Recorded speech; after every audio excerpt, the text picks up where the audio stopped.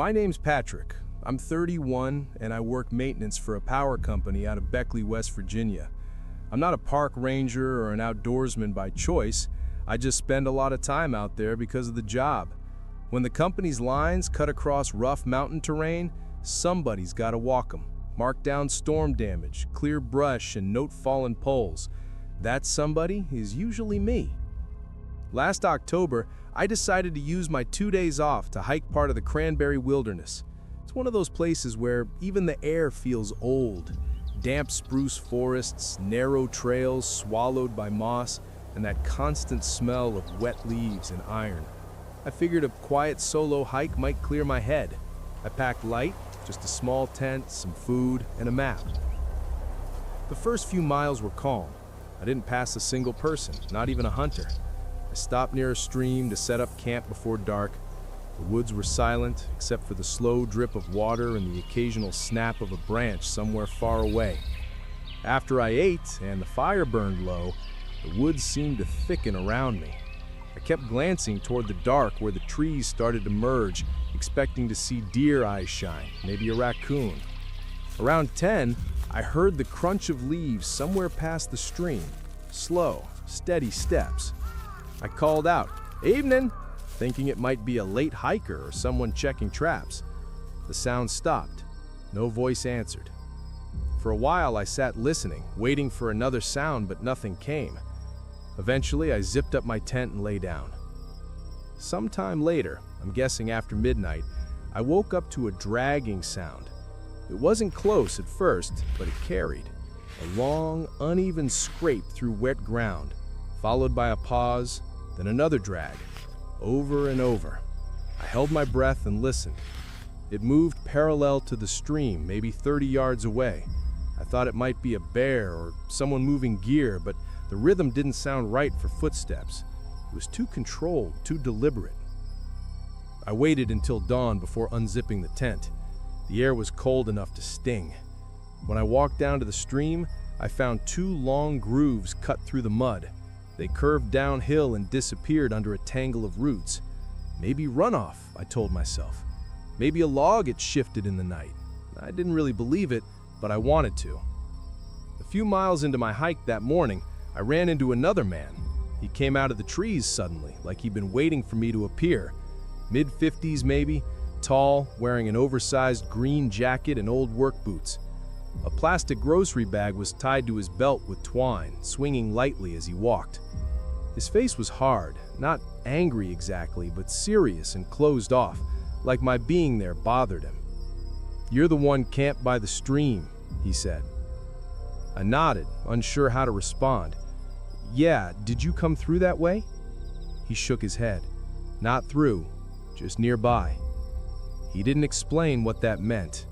He didn't smile or make small talk, just stared for a few seconds longer than felt normal before stepping off the trail into the brush. I stood there a minute, trying to decide whether to keep going or turn back. Eventually, I pushed on. All day, I couldn't shake the thought of that bag tied to his belt. It didn't look full, but it was heavy enough to pull on the fabric. I told myself it was bait or trash, something harmless, but the way he looked at me, like I was somewhere I shouldn't be, stuck with me. By evening, I decided to cut the trip short and head back toward my truck at the trailhead. I didn't want to camp another night out there. The sun dropped fast, and by the time I reached the gravel lot, the forest was already sinking into fog. I parked myself in the back of the truck, zipped my sleeping bag, and tried to rest. Around 3 in the morning, I heard a light tap on the tailgate. Just one. I sat up immediately, heart pounding, listening. The air was thick and still. I switched on my flashlight and aimed it toward the trees, but the beam just vanished into the fog. No sound, no footsteps. I stayed awake until dawn. When daylight finally broke, I got out and stretched, trying to convince myself it was just a branch falling. That's when I noticed another vehicle parked at the far edge of the lot, an old pale blue pickup that hadn't been there when I'd gone to sleep. In the truck bed were several plastic bags, each tied tight with the same kind of twine I'd seen on that man's belt. One of them looked dark on the bottom, stained maybe. There was also a coil of rope and a small shovel leaning against the cab. The smell hit next, faint but sharp, like iron mixed with something sour. I climbed into my own truck and left immediately. Halfway down the service road, I pulled over to get my bearings and called it into the ranger station. The ranger listened quietly and then said something about hunters sometimes using plastic bags for offal or bait. He sounded casual, like this wasn't the first time someone had mentioned it. Maybe he was right, but I've worked outdoors most of my life. I've seen how hunters store things. That wasn't it. Those bags were tied too tight, too neat, and that man's tone when he said, "just nearby," it felt like a warning, not a statement. I didn't sleep well for weeks after that. Every creak outside my window made me think of that dragging sound. I kept replaying the timeline, the footprints I heard, the grooves by the stream, that man stepping out of nowhere. A few months later, I was scrolling through local news online and came across a short article. It mentioned that a hunter's truck had been found abandoned near the Cranberry Trailhead, engine cold, keys still in the ignition. The only detail they released was that the bed had contained several plastic bags tied with twine. The article didn't say what was inside them or if anyone had been arrested. The story disappeared after a few days. Maybe it's all coincidence. Maybe I just ran into a man cleaning up trash or packing game meat. That's what I try to tell myself. But every time I close my eyes and think back to that sound, that slow dragging through the mud, I can picture exactly where it was coming from. Right across the stream from where I'd been laying in my tent. I don't go camping alone anymore. And if I ever hike that trail again, it won't be anywhere near the water. Because somewhere out there, in that thick quiet of the cranberry woods, there's a part of me that still feels watched. And I don't ever want to find out what was in those bags.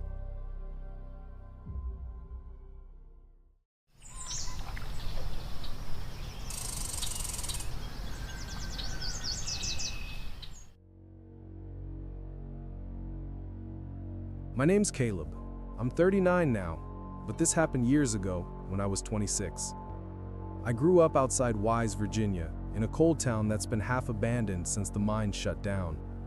My dad and both my uncles worked underground until the company pulled out in the early 2000s. I never worked the mines myself, but I helped with inspections and maintenance after the closure, making sure old shafts were sealed, vents weren't caving in, stuff like that. That's how I ended up at the Haley Ridge site one weekend in late November of 2012. It was supposed to be a simple check: confirm the gate was locked, take photos of erosion along the access road, and leave. I was there on my own because the county didn't want to pay for a second inspector. I didn't think much of it. Haley Ridge sat deep in the hills, a good half hour from the nearest paved road.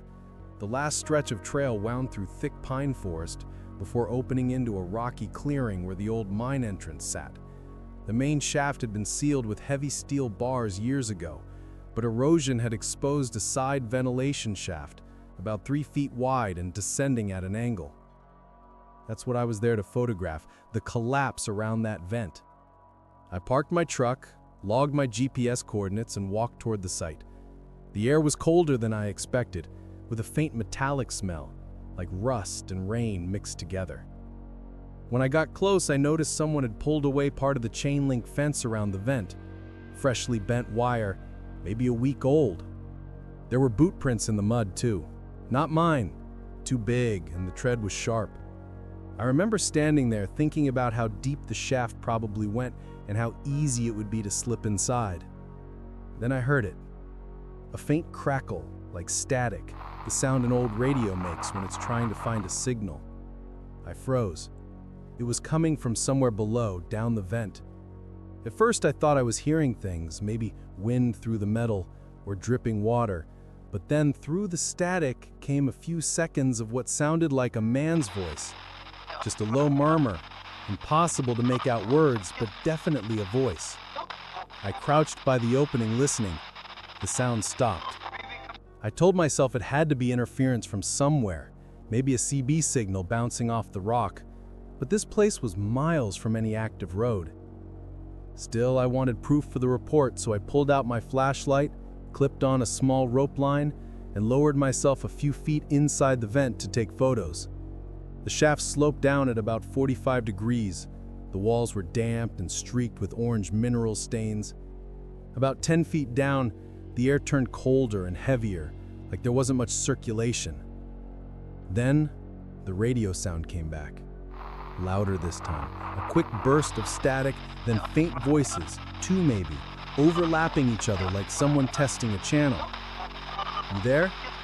That's all I caught before it broke apart again. The sound seemed to come from deeper in the shaft, not from the surface.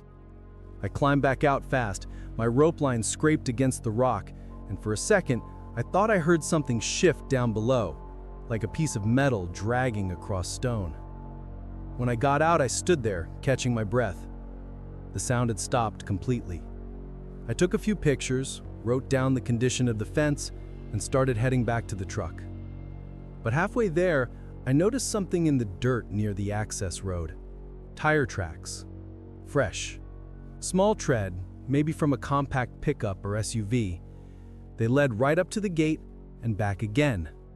The weird part was that the gate was still chained and locked, and the lock was covered in dust. Whoever it was, they hadn't gone through the gate. They'd parked there, walked in on foot, and then left. That night I checked into a motel in Norton to file my report. I couldn't stop thinking about that sound, the static, that voice. Out of curiosity, I tuned my own handheld radio to the same frequency range used by miners and emergency crews. For a while, all I heard was empty static. Then faintly, something like a clicking rhythm came through, spaced, mechanical, almost like someone pressing a mic button every few seconds. I turned it off and went to bed. The next morning, I drove back to get one more photo set just to document the tire tracks before rain washed them out. The forest was foggy and quiet. When I pulled up to the clearing, I saw something new. The vent pipe I'd climbed into had fresh mud smeared around its edge, as if someone had gone down again. The fence section I'd photographed was now neatly wired back together. That's when I saw movement near the tree line. A figure in a dark jacket, maybe 100 yards away. He was standing still, facing the mine entrance. I called out, thinking maybe it was another inspector, but the person didn't move, just stood there. Then, as I walked closer, he turned and walked back into the trees without a word. No rush, no panic, just slow and deliberate, like he knew I wouldn't follow. I decided I'd had enough. I got my last few photos, locked up the gate with a spare link, and left. Back in town, I turned the report over to my supervisor, who told me to leave it.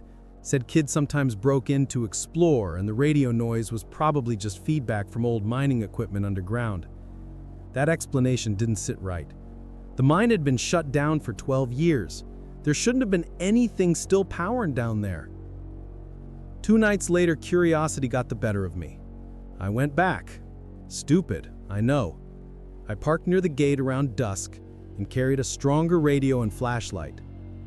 The forest was silent, except for wind moving through the trees. When I reached the clearing, I kept my light low. The vent looked the same. The smell of damp earth hung heavy in the air. I turned the radio on. Almost immediately, I picked up that same faint static, then a crackle, and underneath it, a sound that froze me. Slow breathing, close to the mic, uneven, like someone exhaling too hard. "Who's there?" I said out loud before realizing how ridiculous that sounded. No response, just breathing. Then a faint scrape, like metal against rock, came from the vent right in front of me, not from the radio this time, but in real life, echoing up from below.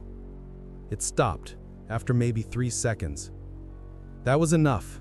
I backed away slowly, keeping my light on the opening. For a split second, I thought I saw something pale just inside the darkness, maybe a reflection from wet stone, maybe not. I turned and walked fast to my truck. The forest felt heavier, pressing in on all sides. When I finally reached the gate, I looked back.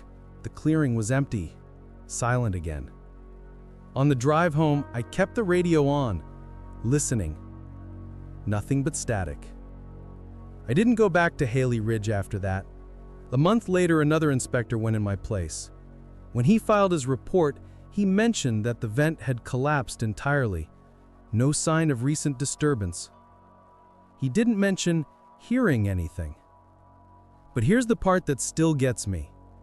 About a week after that final inspection, I was in my garage sorting tools when I noticed my old handheld radio sitting on the shelf. Out of habit, I turned it on. At first, just static.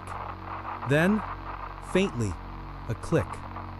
3 seconds later, another. Click. Click. Click. It went on for almost a minute before stopping. I tried to tell myself it was interference, maybe from someone's CB in town. But the timing of those clicks, slow, steady, patient, felt deliberate.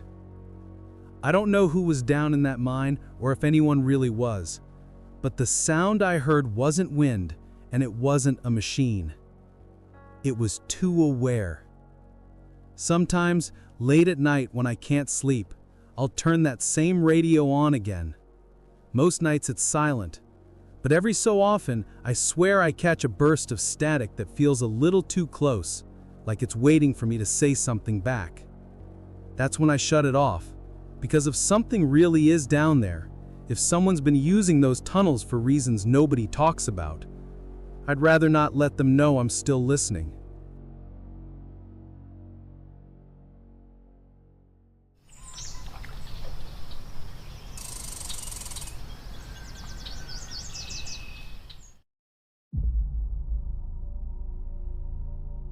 My name's Lisa Harden. I'm 35 now, but this happened when I was 28. I grew up in Johnson City, Tennessee, the kind of place where the mountains always sit in the corner of your eye.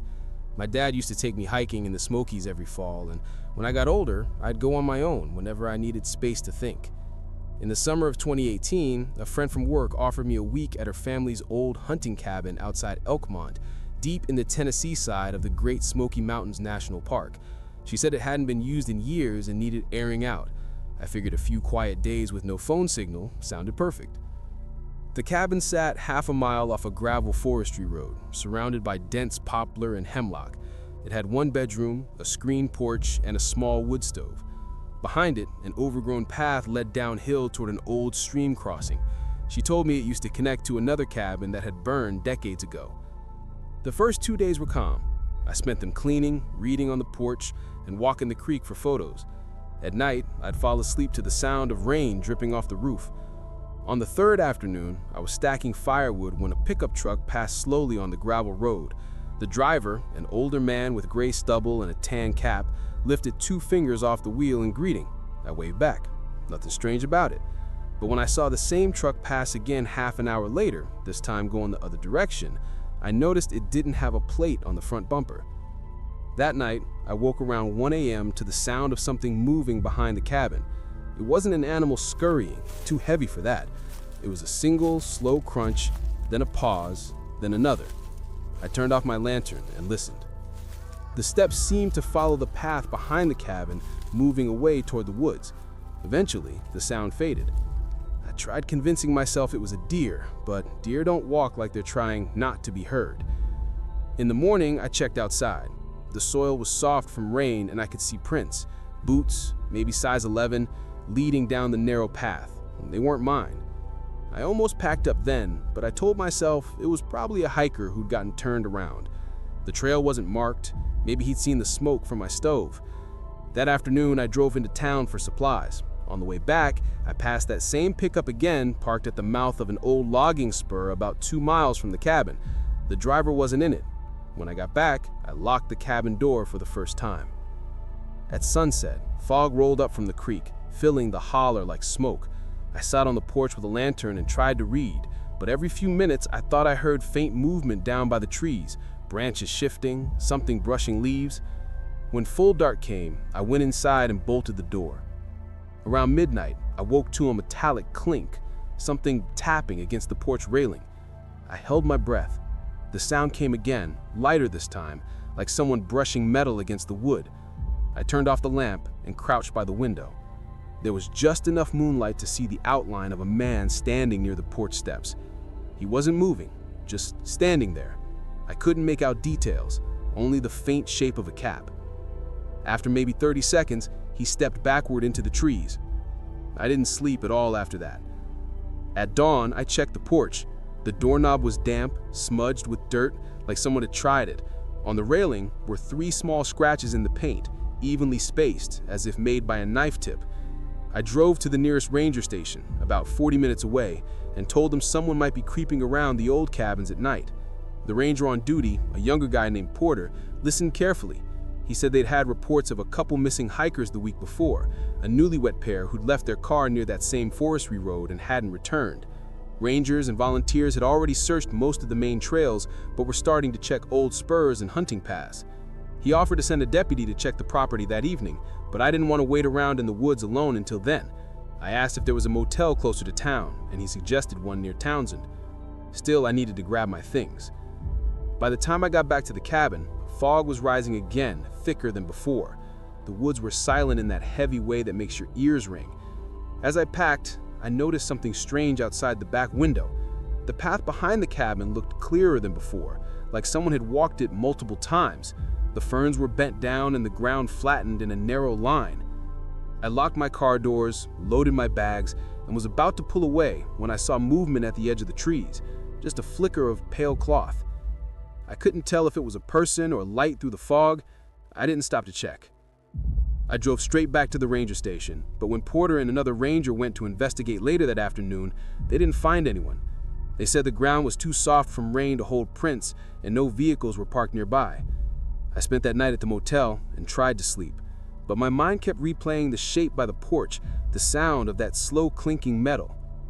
2 days later, the local news ran a short piece, "Missing couple found safe." According to the article, they turned up about 10 miles north of Alkmont after getting lost off trail. That should have calmed me down, but it didn't, because the report mentioned they'd built a temporary shelter near an abandoned cabin by a stream. There were hundreds of old structures like that in the park, sure, but the description, the stream, the ridgeline, the burned foundation nearby, sounded exactly like where I was. I called the ranger station again. Porter said yes, they'd found the couple in that general area. He added that when search teams reached them, the couple had already left the shelter and were waiting on the logging road. Their shelter, he said, looked like someone else had been using it recently. That phrase stuck with me. Someone else had been using it. A week later, I went back to retrieve a box of books I'd forgotten. This time, a ranger accompanied me. The cabin looked the same, quiet, empty, but behind it, the path had been roped off with yellow tape. Porter told me they were doing wildlife monitoring, though he didn't elaborate. As we left, I glanced down the taped-off trail. The ground beyond was trampled flat for a good 20 yards, like a small clearing had been made. I never asked what they found there. Now, whenever I drive through the Smokies, I still think about that cabin and the man with the cap standing silent in the moonlight. Maybe he was just another drifter, maybe even part of the search crew for the missing hikers, but the way he stood there, motionless, patient, almost like he was listening, still makes my stomach tighten. People think of those mountains as peaceful, but peace and silence aren't the same thing. Out there, silence feels aware. I still hike sometimes, but never alone. And if I see an unmarked trail cutting behind an old cabin, I don't follow it anymore. Because in those woods, once you notice that someone else's footprints weed the same way as yours, you can't ever convince yourself they're just old tracks.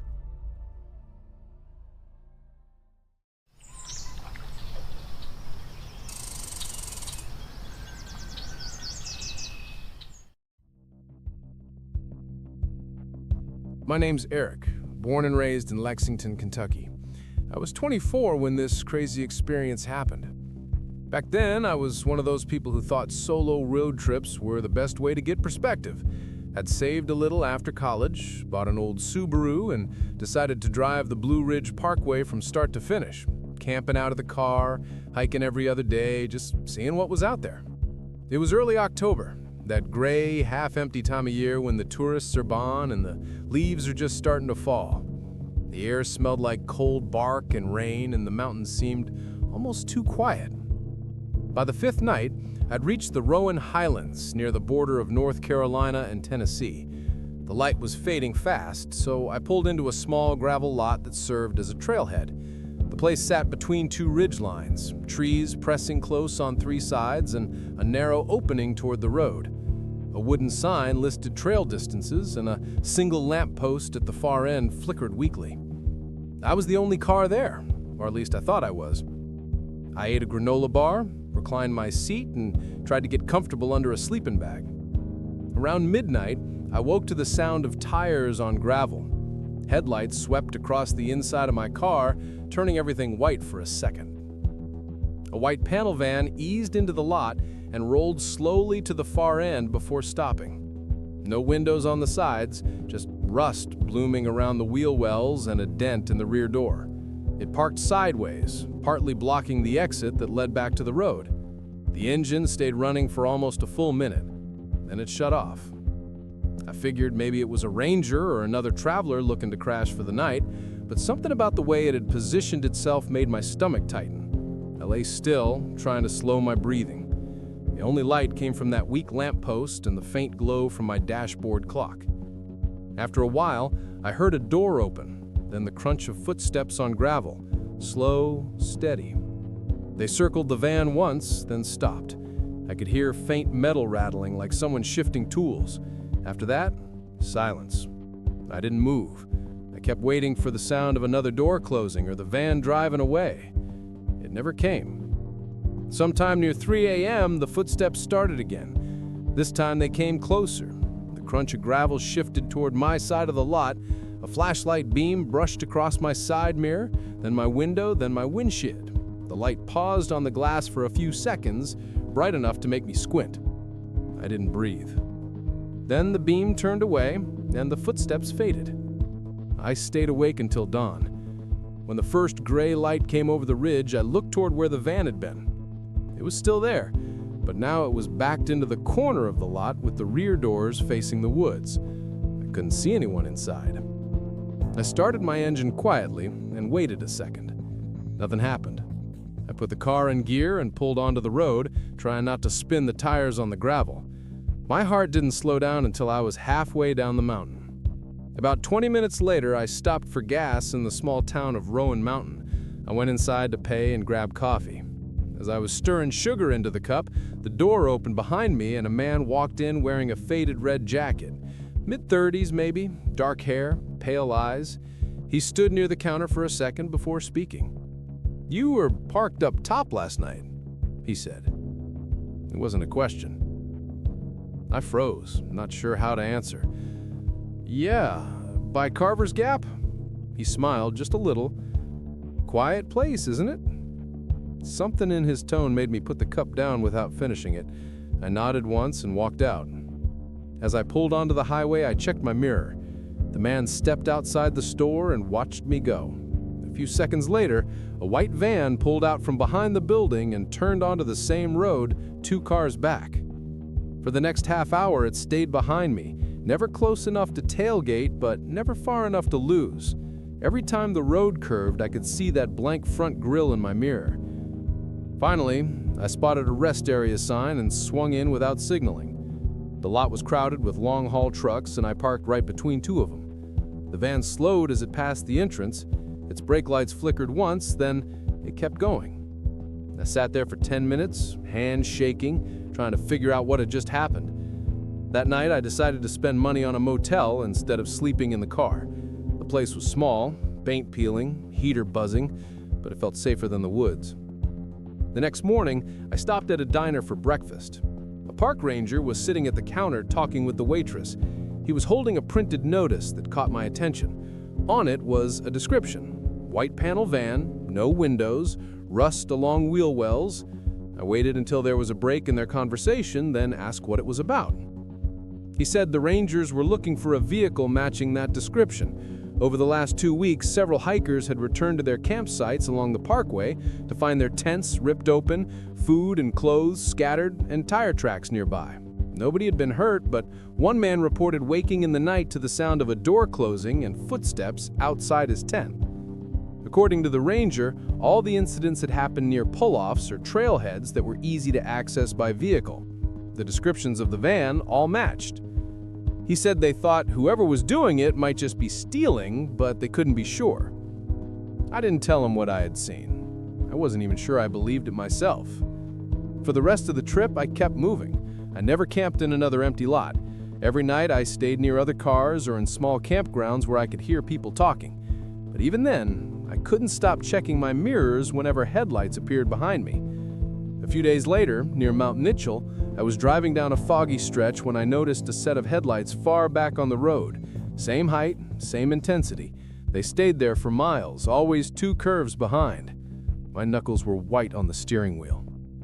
When I finally turned off toward Asheville, the lights didn't follow.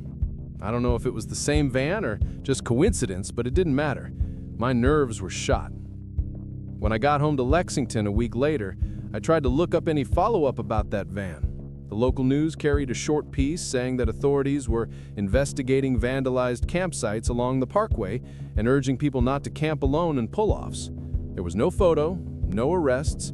A ranger was quoted as saying they believed the suspect might be someone living out of their vehicle. And that was it. The article never updated again. To this day, I still replay that night in my head. How the van parked sideways, cutting off the exit, how the light swept across my window and just stopped there. Sometimes I think about how easily things could have gone wrong if I'd stepped out of the car to see who it was. Now, whenever I drive through mountain towns at night and see a white van parked under a streetlight, I feel that same twist in my gut. I know there are hundreds of vans just like it, contractors, plumbers, delivery drivers, but in my mind, they all look like that one. The mountains are quiet at night, the kind of quiet that makes small sounds carry far. And when you're alone out there, a single engine starting up in the dark can feel like the whole world turning to watch you.